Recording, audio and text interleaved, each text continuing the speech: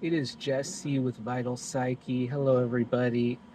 I wanted to touch upon something regarding our thoughts today and the fact that you are not your thoughts. We are not our thoughts.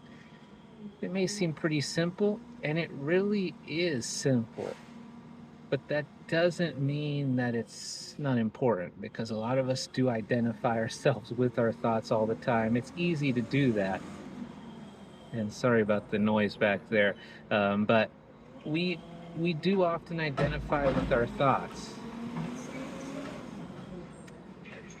A lot of times we get caught up in these loops or these narratives of negative thinking, of doubtful thinking, of insecurities, and this connects not only to our thoughts but to our emotions because the thoughts become emotions. We become embroiled within these thoughts.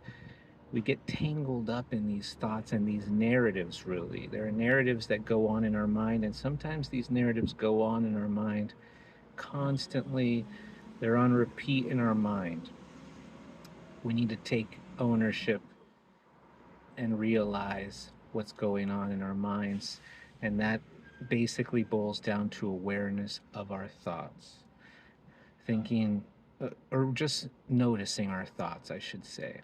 Um, And this ties into the egoic self, right? Because our ego and our egoic self tends to be caught up in these thought patterns and these belief systems and these um, sometimes negative emotional loops.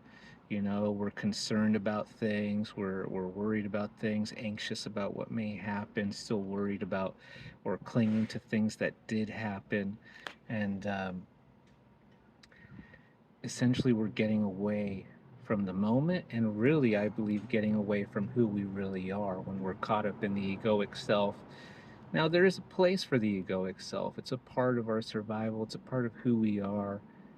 It's a part of how we've evolved and we do need it to survive, whether it's for procreation, competition, things of that nature, right? And just dealing with other people in a physical world in which we all inhabit these bodies and have separate lives, which are interconnected but still separate.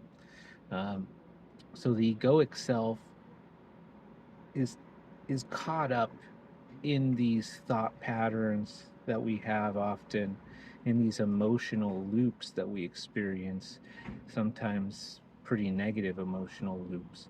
So I do encourage you to just step back and try to become aware of your thoughts on a regular basis.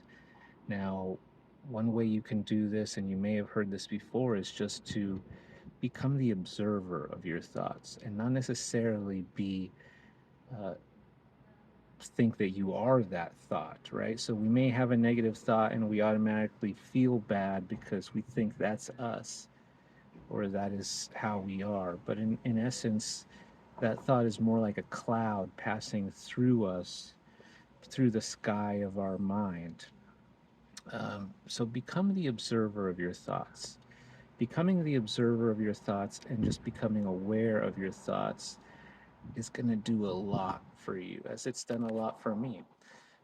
And that will help you create some space between yourself and those thoughts so that you aren't always caught up in these thought narratives and these emotional loops or these emotional patterns and paradigms, right? Paradigms are a big thing that I would like to explore more, but really, this is part of our paradigm, who we think we are, sometimes our insecurities, our fears, failures, or perceived failures, and just could be trauma, could be issues we have, blockages. All these can be tied up in that. And also, the egoic self gets drawn into that whole mess. So, step back, be the observer of your thoughts, um, be aware of your thoughts. Another thing you can do is try to seed more positive thoughts on a regular basis in your mind. This is something I do, and you can do this easily using affirm affirmations, mantras. I recommend you do them before you go to sleep or right when you wake up. And we'll be talking a lot more about this in other videos. Um, In some of my classes, I give tips on exact affirmations you can use to really change your life a bit at a time. You know, it's not necessarily going to change you overnight, though it could. I mean, I do like to in the morning when I'm waking up say things about how my day is going to be amazing, how I'm very happy, I'm a happy person. Sometimes I've done those, and I have other strategies. You also uh, would benefit from doing these affirmations right before you fall asleep in the hypnagogic state, where you're basically on the threshold between waking and sleeping, right? Because your subconscious mind is more susceptible and open to suggestions at at that time. So just wanted to touch on that. If you could just get one thing out of this video, which is to step back and look at your thoughts a little bit. See how they're affecting you, see where they're going on a regular basis, because oftentimes people are sleepwalking through their lives or almost zombie like in the way they interact with their thoughts. And I would like you to be a little more conscious of your thoughts and a little more aware of them. That's half the battle, right? So just doing that. Some people say awareness is 90% of enlightenment. And even though I'm not talking necessarily about enlightenment, and I don't want to throw that word out lightly, there is a parallel here, right? We need to essentially be aware of what's going on with our thoughts if we're going to fix it by letting go of those thoughts, just not necessarily giving them the power over us by having the awareness, seeding new thoughts, more positive, aligned thoughts in our minds and in our subconscious mind. We'll be talking a lot about the subconscious mind here on Vital Psyche. And last but not least, a vital tool in working with our thoughts and in our lives is some sort of stillness practice. It could be a meditation, could be dancing for you or music. I like all of the above, walking. You can even do walking meditations, being in nature.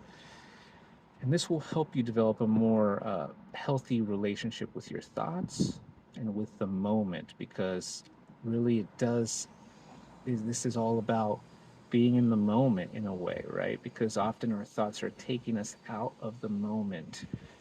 And the moment is all we have in a sense, right? We're always in the moment no matter what. We're thinking about the future or the past, but we're always going to be in the moment, right? And we need to embrace that moment to be at our best, right? To perform our best, to feel our best, to give our best. So some sort of meditation. I know it's not always easy. Find something, and I will do a video on some sort of meditation practice and some tips. Even doing a few minutes a day, maybe when you're waking up in your bed, I've found can be very helpful because you are near that hypnagogic suggestible state. It could be a great time to meditate, actually, right when you're waking up, or maybe when you wake up in the middle of the night as you're trying to fall back asleep. You can actually meditate, though you do tend to be a little sleepy in that sort of a scenario. Thank you guys for checking out the video. I'm Jesse. Give me a like and a subscribe. You can also find me at Instagram at Vital Psyche. Have a good day.